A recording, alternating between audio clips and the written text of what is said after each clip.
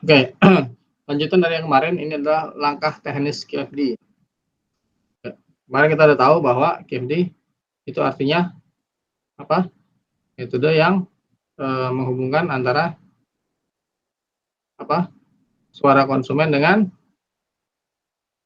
karakteristik teknis atau karakteristik produk. Ya. Ini definisi lain dari Wikipedia, ya, tapi intinya sama. Ya, kita lanjutkan. Menurut Cohen ini orang yang mengembangkan ya tentang KFD, merupakan metodologi terstruktur yang digunakan dalam proses perancangan dan pengembangan produk untuk menetapkan spesifikasi kebutuhan dan keinginan konsumen, serta mengevaluasi secara sistematis kapabilitas produk atau jasa yang untuk memenuhi kebutuhan dan keinginan konsumen.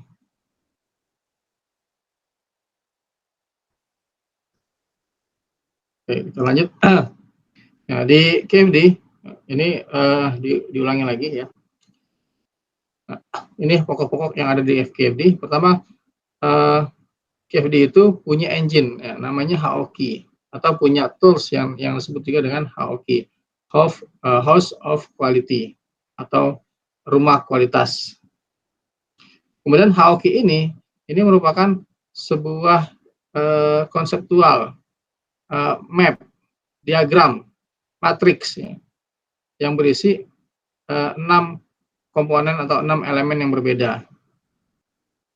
Nah, HOQ ini menyediakan cross functional planning dan communication, dan memuat informasi yang digunakan untuk merancang produk secara engineering. Ya. Kenapa engineering ya? Karena di situ ada hitung-hitungannya ya. Di sini bukan pengembangan produk yang kualitatif, tapi di sini pengembangan produk yang secara kuantitatif dan juga kualitatif. Oke, kemarin kita sempat bahaskan bahwa di KFD itu ada 4 rumah. Nah, ini rumah-rumahnya ya. Ada rumah product planning, ada rumah part development, ada rumah proses planning, dan rumah proses quality control. Ya, kita lanjutkan. Rumah-rumah tadi disebut juga dengan rumah 1, rumah 2, rumah 3, dan rumah 4. Kalau ada yang mau ditanyakan, silakan ya. Dan oh ya, seperti biasa penyusunan soal tetap dibuat ya. Jadi sampai hari ini kalau gitu sudah ada 6 set penyusunan soal. Kita lanjutkan. Nah, ini gambaran sederhana dari HOQ. Yang pertama sebelah kiri ada voice of customer atau customer requirement. Yang kedua ada tanggapan teknis. Nah, ini juga merupakan urutan pengerjaan ya. Pertama kerjain satu, habis satu kerjakan ke yang kedua, habis yang kedua kerjakan nomor 3. Nomor 3 itu hubungan keterkaitan antar kebutuhan konsumen dan karakteristik teknis. Nah, 1 dan 2 ini membentuk matriks ya, yang diisi di kolom 3. Kemudian yang keempat ada competitive benchmarking. Nah, ini menilai kondisi pesaing atau ya produk lain. Kemudian yang kelima, priority tanggapan teknis dan target teknis. Yang maksudnya gini, dalam mendesain itu kan apa yang menjadi prioritas ya, dalam mendesain produk atau mendesain kemasan, apa yang menjadi prioritas. Nah, itu bisa terlihat hasilnya di bagian elemen yang kelima. Dan yang keenam, ini adalah hubungan teknis, hubungan antar masing-masing karakteristik teknis. Atau kalau dalam bentuk pertanyaan menjadi seperti ini, hubungan antar apa yang menjadi keinginan pelanggan, bagaimana untuk memuaskan keinginan pelanggan. Nah, kemudian matriksnya, matriks hubungan apa dan bagaimana. Kalau kemarin kita udah bahas hubungannya apa, ada yang kuat, ada yang sedang, ada juga yang lemah. Nah, ini bentuk diagramnya. Sebenarnya sama aja, cuman di sama dengan yang sebelumnya, cuma dibentuk ya, biar lebih mudah dipahami ya. Ya, what di mana, how di mana, what vs how di mana. Oke. Oke, kita lanjutkan. Nah, ini contoh hasil dari pembuatan Aoki. Nah, sebelah kiri itu ada customer minta easy to hold ya. Jadi produknya easy to hold. Kemudian di sini ada lingkaran tipis nih. Oh, di sini apa namanya ini medium relation ya. Hubungannya medium, sedang aja ya. Poinnya 3. Nah, berarti di sini apa namanya? Medium, easy to hold. Nah, karakteristiknya diminta apa? Length of pencil. Panjang pensil. Nah, ini hubungannya sedang. Yang kuat apa nih? Coba dikuat. Easy to hold. Oh, ternyata bentuknya yang ini yang 4 ya. Heksagonal. Bentuknya yang heksagonal. Terus kalau yang nomor 2 gimana? Apa nih? Time between sharpening. Ini nggak ada hubungan ya sama easy to hold ya. Kalau kosong nggak ada hubungan. Berarti yang di sini sebenarnya nilainya berapa? Di sini nilainya 3. Ini harap diperhatikan ya cara pengerjaannya. Di sini hubungan 3. Di sini hubungannya berapa? Easy to hold dengan heksagonal 9. Oke, nyambung ya, 9. Bagus. Nah, berikutnya di sini ada does not smear. Di sini nggak ada hubungannya sama length of pencil, tapi dia hubungannya kuat dengan lead dust generated. Nah, sekarang oke, yang di sini udah paham. Lanjut ke sini. Ini adalah bobot ya. Ini 17%, 25, 41 bobot. Nah, bobot ini namanya bobot kalau dijumlahkan menjadi 100. Bobot dijumlahkan berapa? 100 ya, 100%. Kemudian, bagaimana kita mendapatkan angka ini nih? Bagaimana kita mendapatkan angka ini? Nih, sampai ke sini. Yang gampang yang mana hitungnya? Ini deh nih. Does not smear. Ini berapa nih? 3 ya? 3, coba 25% kali 3. Ditambah, nih, poin last, 41% dikali 3. Coba jumlahin berapa?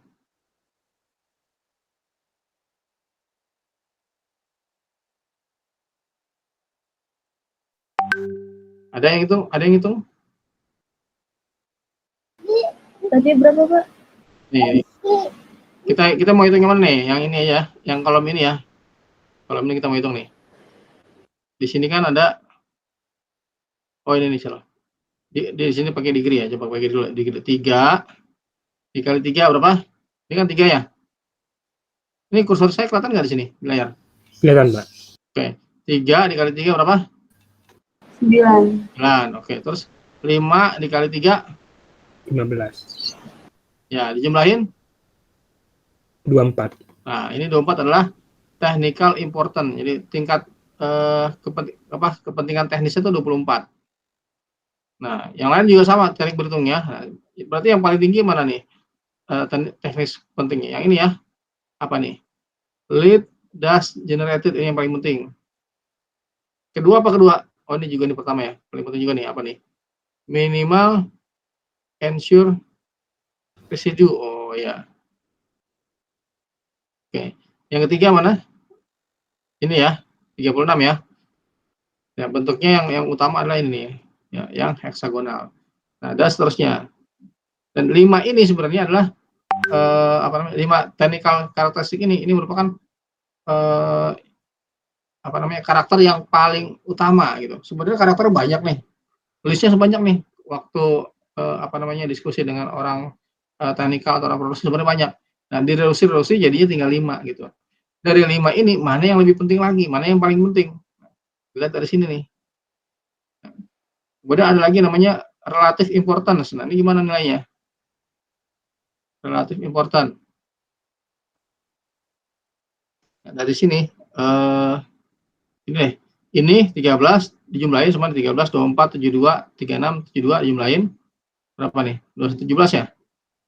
Nah, kemudian 13 ini berapa persen nih? Dari 217. 3 berarti 213 per 217 dikali 100% berapa?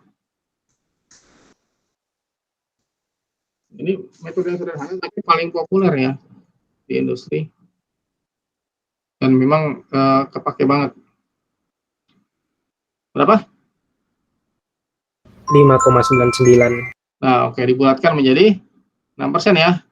Oke. Bisa nih tadi berhitungnya. Ini berarti di sini berapa nih? 24 nih. Teknikal ini kan relatif ya. Relatif itu ya pakai persen ya.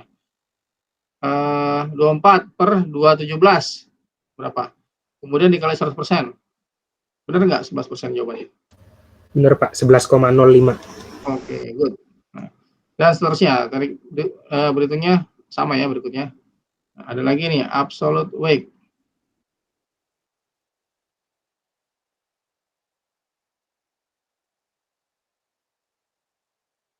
Kemudian ada lagi relative weight.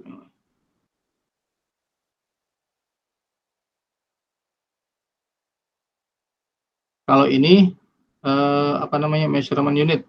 Ini tuh perusahaan lain yang punya produk sama nih, misalnya perusahaan X produk sama. Nah, ini diperhatikan, oh dia ini tahu nih panjang pensilnya nih, panjang pensilnya ini ya 15 cm. Terus nah itulah nih, ini nyambung sini ya, nyambung dari atas nih nyambung sini ke bawah gitu ya. Ini juga dari sini lead das nyambung ke bawah berapa gram. Ini heksagonalnya berapa apa namanya persen derajat kali ya lengkungan. Kemudian ini berapa? Nah, ini dibandingkan nih kalau X perusahaan X berapa produknya, perusahaan Y gimana karakteristik teknisnya dibandingkan. Nah, terus kita tuh rencananya di sini present model nih. Terus kita mau buat target model baru kayak gini. Kita mau tampilkan yang hasilnya lebih baik daripada dua model sebelumnya. Yang sebelumnya perusahaan ini udah buat nih sebenarnya ini present sebelumnya udah buat kayak gini. Nah, tapi yang model baru nanti ke depan akan dibuat yang seperti ini 15 6 page. Ini page halaman apa ya? Kemudian ada 2 gram, 80 dan 0,08.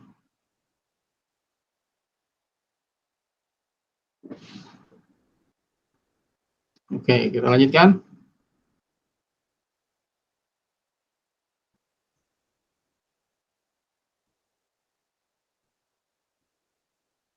Oke, nah ini kalau teknik berhitungnya ya.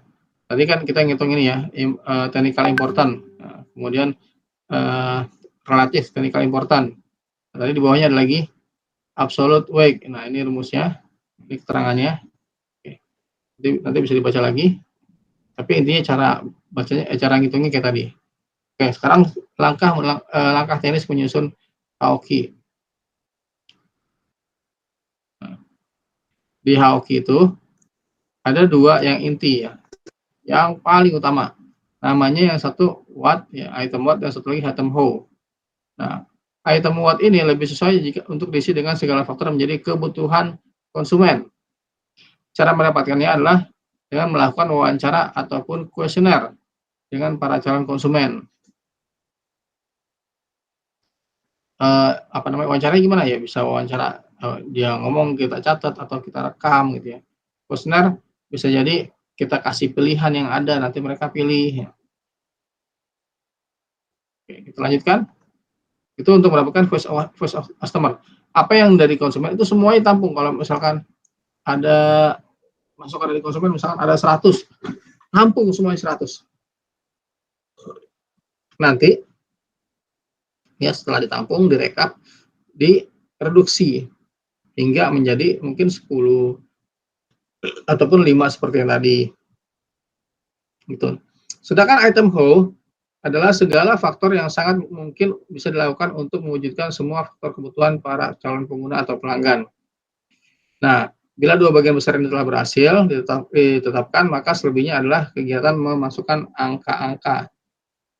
Angka-angka, dalam hal memasukkan angka-angka ini sebenarnya secara ideal juga bisa didapatkan dengan berbagai cara, diantaranya melalui brainstorming. Jadi untuk mendapatkan angka yang mana sih? Ini angka yang ini nih. Nah, yang ini angka ini maksudnya nih, untuk mendapatkan hubungan. Nah, ini untuk mendapatkan angka-angka ini nih.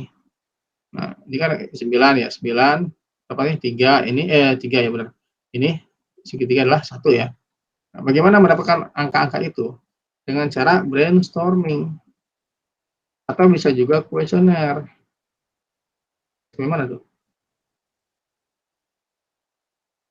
brainstorming dengan para stakeholder. Stakeholder itu siapa? Stakeholder itu bisa pemilik usahanya, bisa pelanggan, customer-nya, atau bisa juga pakar. Intinya apa? Yaitu stakeholder adalah segala pihak yang berkepentingan atas perusahaan, usaha, dan produk yang sedang kita desain. Mulai dari pemilik perusahaan dan jajarannya, seperti engineering, production, marketing, dari pihak internal sampai dengan konsumen, pelanggan, distributor, pengecer, asosiasi, profesi yang terkait, dan lain-lain. Intinya yang memang memahami produk tersebut. Nah, langkah 1 coba nih. Masukkan item apa yang menjadi kebutuhan pemakai. Nah, di sini kan, misalkan mudah dibawa ya produknya. Kemudian langkah kedua, masukkan tingkat kepentingan antara 1 sampai dengan 5. Nah, ini tingkat kepentingan. Ini juga diperoleh dari hasil kuesioner ya. Misalkan tingkat kepentingannya ini ada 1, 2, 3, 4 ya, maksimum 5. Kemudian langkah berikutnya lagi, tetapkan kebutuhan dan item muat pada kolom demand quality. Nah, di samping kiri ini adalah apabila kita ingin membuat sebuah desain kemasan untuk produk makanan secara umum.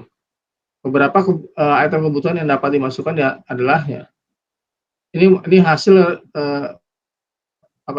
masukan dari konsumen atau stakeholder yang sudah direduksi, seperti apa? Yaitu ringan, mudah dibawa, informatif, aman digunakan, atraktif. Kemudian langkah kedua, memberikan skor bobot atau tingkat kepentingan. Kalau tingkat kepentingan itu 1 sampai 5 ya. Kalau skor atau bobot itu ya desimal, dijumlahkan menjadi 1. Kalau dijumlahkan menjadi 1. Kalau misalkan ada 5 item nih, dijumlahkan semuanya jadi 1. Nah, itu namanya bobot. Tapi kalau misalkan kita memberikan angka 1, 2, 3, 4, 5, itu namanya tingkat kepentingan.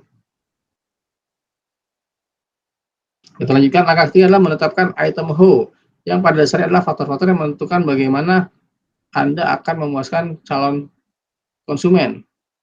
Hal tersebut juga termasuk quality karakteristik.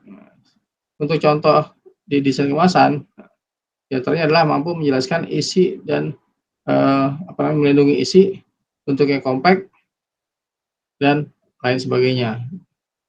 Ada contohnya nggak? Bentar.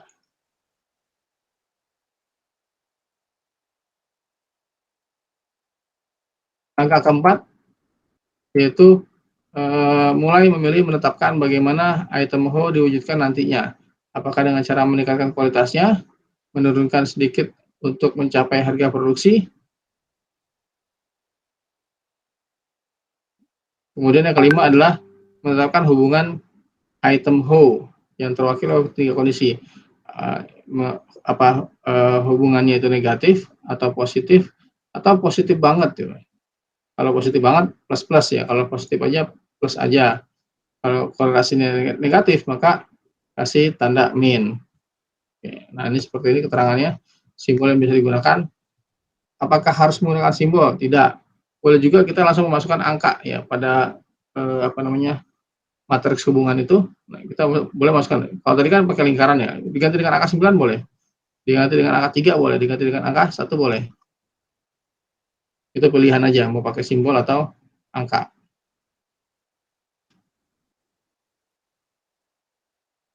Nah, ini hubungan, ini contoh matriks hubungan. Ini sebelah kiri sama sebelah bagian atas ya. Nah, ini ada hubungannya. Kemudian yang keenam, berbicara tentang hasil desain kemasan yang menyeluruh dan terpadu. Nah, maka langkah ini adalah langkah yang dapat mewakilinya.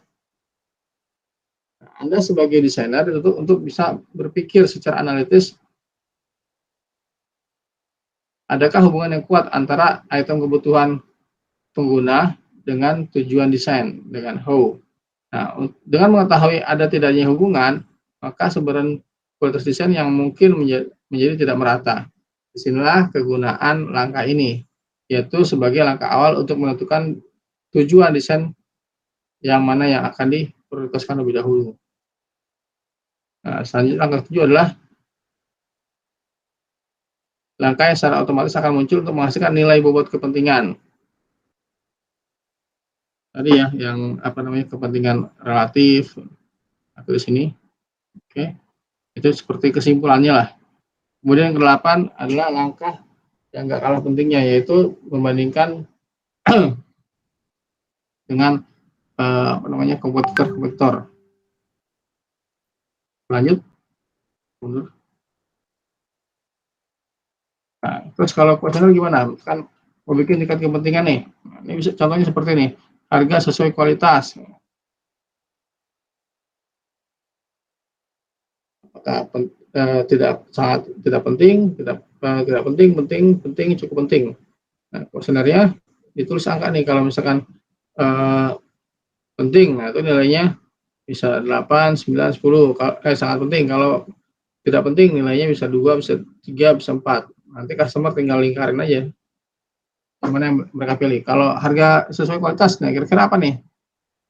Harga sesuai kualitas, oh sangat penting, misalkan nilainya berapa? Nilainya 8. Nanti direkap, diinput ke dalam apa namanya, diagram Haoki. Kemudian tahan lama, itu yang mana nih? Apakah penting, cukup penting, atau apa? Misalkan penting nilainya berapa? Nilai 8. Dan seterusnya. Nah, respon teknis.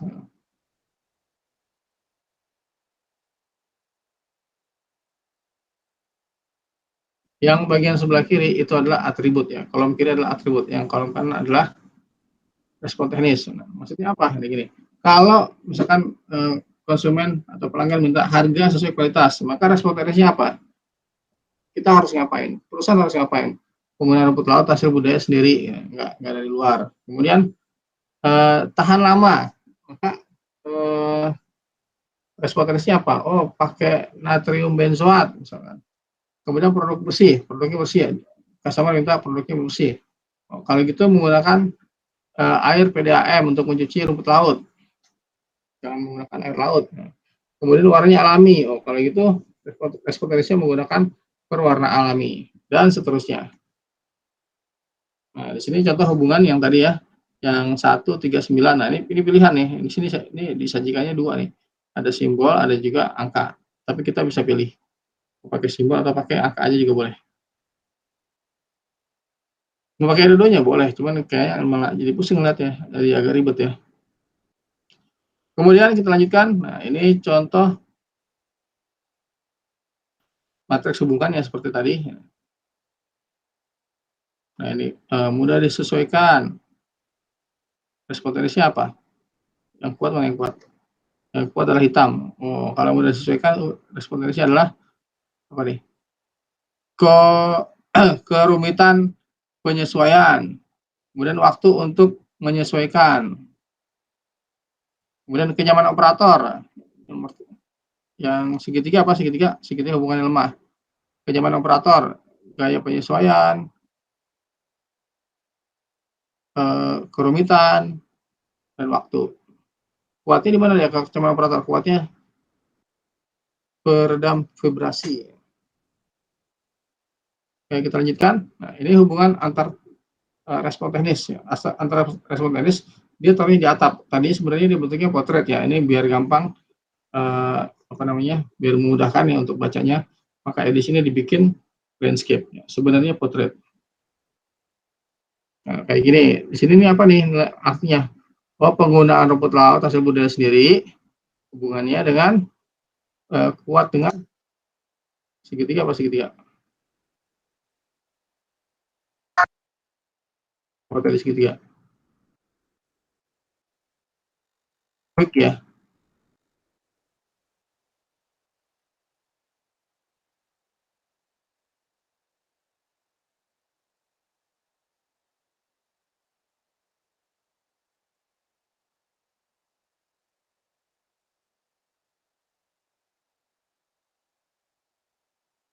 Ya, ada hubungannya lah gitu ya. Kalau ini ada hubungannya, kalau nggak ada hubungannya, kosongan gini aja nih, berarti nggak ada hubungannya.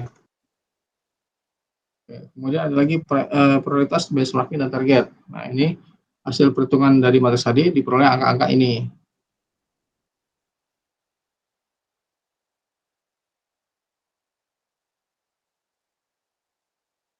Nah, berikutnya ini versi lengkapnya. Oke. Nah, dan pada akhirnya menghasilkan alternatif konsep ya. Kalau desain kemasan atau desain produk, itu ujungnya produknya bukan satu ya, sebelum dipasarkan. Itu produknya ada alternatif, bisa 2, bisa 3, bisa 5, bisa 7, bisa 10. Nah, di sini contohnya 7 konsep. Nah, berdasarkan KFD tadi yang udah jadi dianalisis ya, AOV-nya, maka diperoleh begini, oh bikin produknya itu masa tanamnya 40 hari, PAM 3 hari, lama perendaman 3 hari, dan seterusnya. Nah, ini adalah spek dari konsep masing-masing. Jadi kalau pakai KFD atau AOV itu konsepnya nggak satu, konsepnya bisa lebih dari satu. Nah, konsep lebih dari satu berarti ada macam-macam alternatifnya. Oke, sampai di sini ada yang mau didiskusikan, silakan. Ada yang belum clear?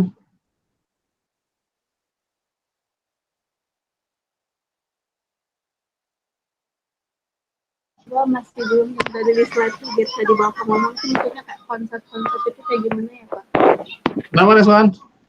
Enggak, itu kan tadi di slide Bapak kan ada kayak konsep 1, konsep 2, konsep 3 itu maksudnya gimana ya, kayak masih belum paham gitu kenapa ada konsep-konsepan.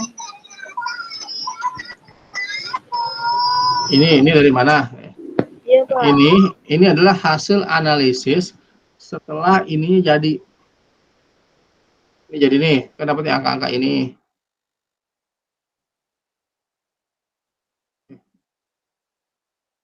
Setelah angka-angka ini jadi, nanti kita akan baca nih mana yang prioritas. Jadi kita punya alternatif ini. Ini produknya sama nih, rumput laut, gula pasir, kemasan kuat. Oh iya, sama ya. Kan ini kan yang diminta konsumen nih. Harga sesuai kualitas, tahan lama, produk bersih. Ini kan yang diminta sama ini kan pelanggan ya. Nah, ada berapa? Ada 9 ya. Terus, ini kan ada 9. Voice of customer. Kemudian di sini juga ada 9. Nah, ini hal yang diminta oleh pelanggan atau customer. Terus kita bikin produknya gimana? Nah, bikin produknya di sini. Mau bikin produknya pilihan satu gitu ya, atau konsep satu pilihan satu. Ini bahannya kardus, sablon. Ini plastik, ini sablon. Di sini bisa plastik, bisa kardus, dicetak. Ini pilihannya. Pilihannya apa namanya? Ini respon teknisnya gitu. Kemudian ya, di sini masa tanam, di sini 40 hari, 30 hari ini alternatifnya.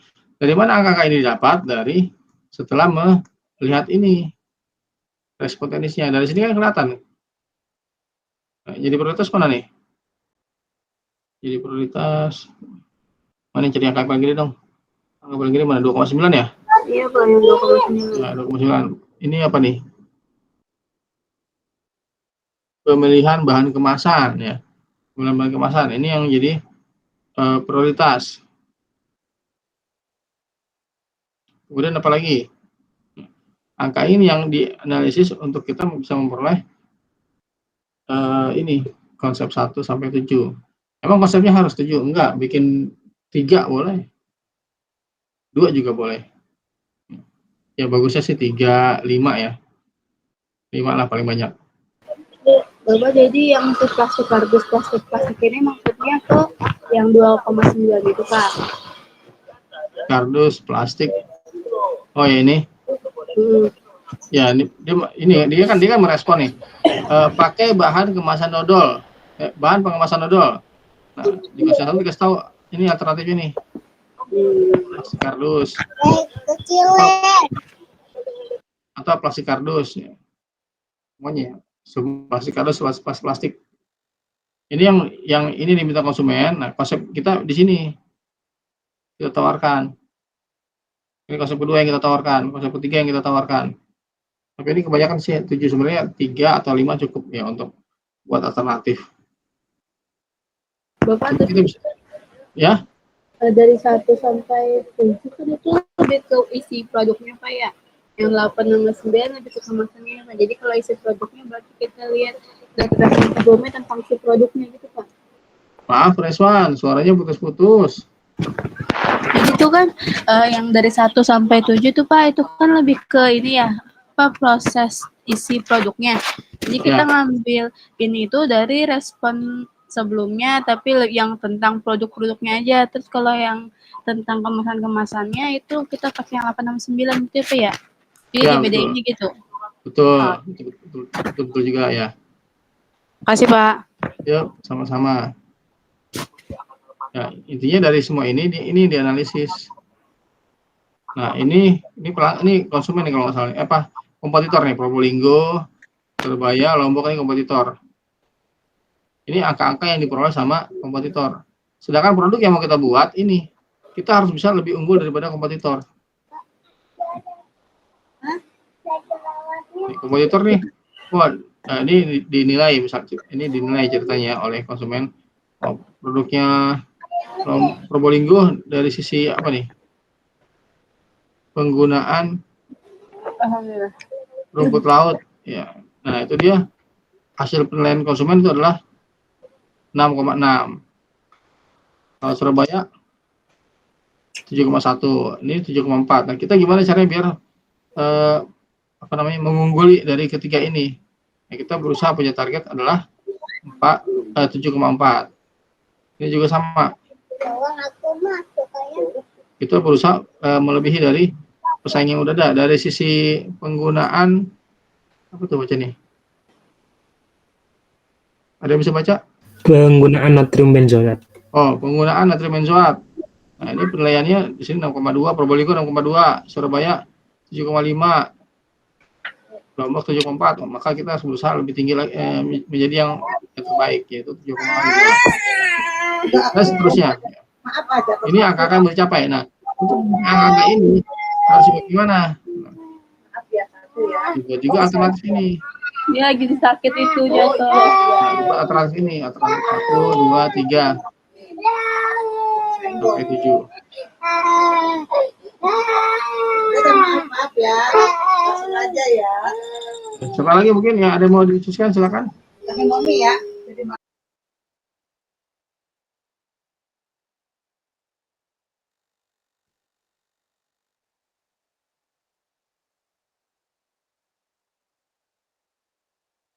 Ya, ini siapa yang tidak hadir hari ini?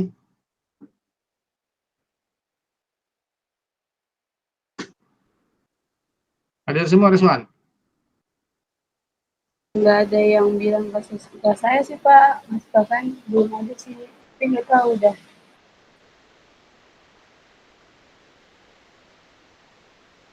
Oh, ada 26 ya? Iya Pak, kayaknya ada 4 orang atau 5 orang yang baru masuk, yang belum masuk sih Pak. Oh, ya udah. Gini aja. Semuanya on cam ya, difotoin. Kemudian fotonya taruh di grup. Siapa yang bisa fotoin? Atau saya aja? Ya, Bisa sebelum Pak kita saya tutup. Pak. Rizwan, ya udah Rizwan. Ya, semuanya on cam.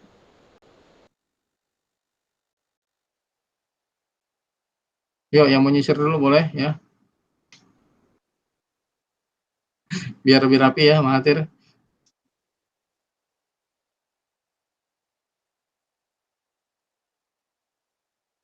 Bapak, maaf Bapak, saya izin out dulu soalnya tadi kameranya nggak mau nyala masa. Oh gitu. Yang lain? Ya, ini kok layarnya nggak semuanya tampil ya? Gimana cara biar tampil semua nih? Dilihat saya cuma berapa orang yang tampil? Titik 3 Pak. Titik 3.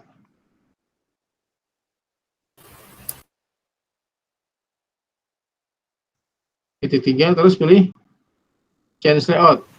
Yap.